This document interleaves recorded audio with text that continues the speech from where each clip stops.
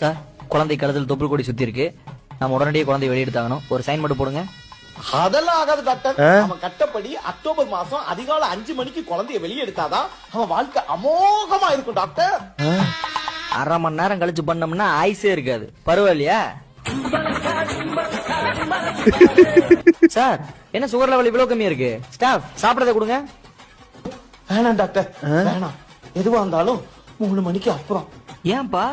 ஏன்னா ஜாதகப்படி 3 மணிக்கு அப்புறம் சாப்பிட்டாதான் குரு உச்சத்துக்கு போவான்னு ஜோசியக்காரன் சொல்லியிருக்கான்.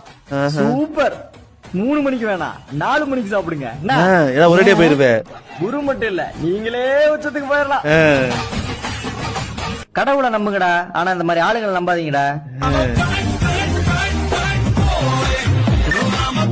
டாக்டர், இமிடியேட்டா ஒரு ஆபரேஷன் பண்ணணும். ஏப்பா, உடம்புல ஏதாவது பிரச்சனை இருக்கா? அதெல்லாம் ஒண்ணு இல்ல டாக்டர். அடுத்த மாசம் என் கல்யாணம். அதுக்கப்படி என் உடம்புல மருத்துவ செலவு இருக்குன்னு சொல்லி இருக்கு. அதுவா வந்துச்சுன்னா இடம் கூடமா எதையா இழுத்து விட்டுரும். அதனால நீங்களே சின்னதா ஒரு ஆபரேஷன் பண்ணீங்கன்னா கணக்கு கழிஞ்சிரும்.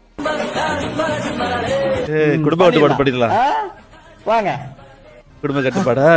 அப்பா டாக்டர், எவ்வளவு ஆச்சு டாக்டர்? நாங்க தான் கொடுப்போம். வேண்டாம், 5 கிலோ 1 கிலோ அரிசியும் 500 ரூபாய் பணமும் நாங்க தரோம். டாக்டர்